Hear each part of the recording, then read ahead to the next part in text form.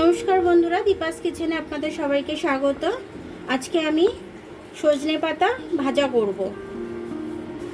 সজনে পাতাটা আমি ভালো করে ছাড়িয়ে নিয়েছি, এবার ধুয়ে নেব আমি সজনে পাতাটা। এখানে আমি একটু পেঁয়াজ কাঁচা লঙ্কা কেটে নিয়েছি, আর এখানে আমি একটু আলু কেটে নিয়েছি ছোট ছোট করে। আলুটা দিয়ে ভাজবো আমি শাকটা। আর একটু কটা রসুন নিয়ে নিয়েছি, আমি রসুনটা থেতো করে নেব। আলু, পেঁয়াজ, লঙ্কা এগুলো সব আমি নুন দিয়ে ভেজে নেব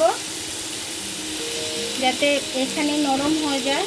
এবার আমি এটাকে ভেজে নেব। আমি রসুনটা থেতো করে নিচ্ছি।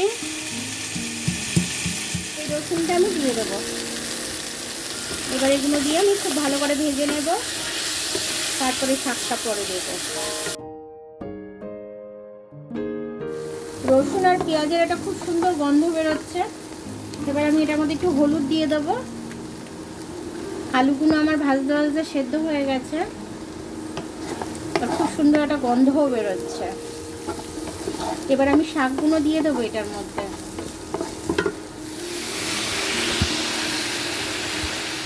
শাকটা আমি দিয়ে দিয়েছি। এবার আমি শাকটা ভেজে নেবো। এই শাকটা কিন্তু খুব ভিটামিন শাক, এটা কিন্তু শরীরের পক্ষে এই শাকটা খুব উপকার। এটা কিন্তু খাওয়া খুবই দরকার। যাদের শরীরে রক্ত কম আছে তাদেরকে যদি এটা এরকমভাবে ভেজে খাওয়ান তাহলে খুব উপকার হয়।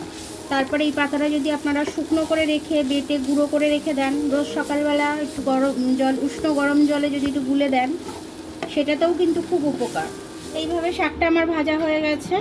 এবার আমি এর মধ্যে হালকা একটু চিনি দিয়ে দেবো, কারণ এই শাকটা একটু কষা কষা হওয়ার জন্য আমি অল্প একটু চিনি দিয়ে দিচ্ছি। এই চিনিটা দিলাম আমি একটুখানি, জাস্ট কষা ভাবটা কাটবে একটু।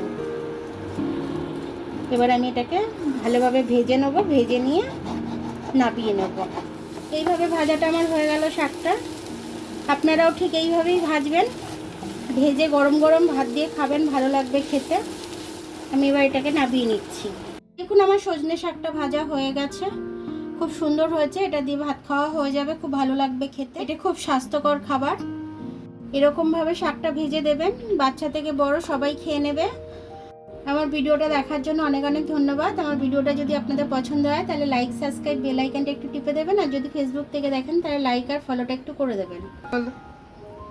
আবার কাল দেখা হবে নতুন রেসিপির সাথে। ততক্ষণ আপনারা ভালো থাকবেন, আমি আসছি।